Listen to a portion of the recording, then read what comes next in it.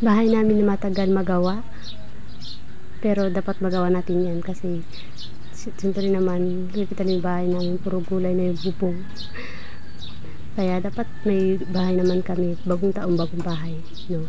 Saka dyan yung mga kapatid ko,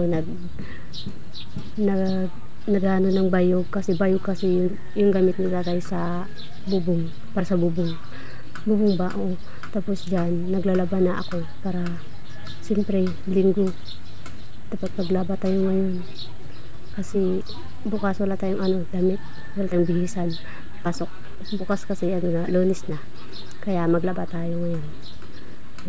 Maiksi lang po yung video na to kasi may parang siyempre sa bahay lang po tayo nag-video, hindi po ito mahaba, kaya pasensya na po.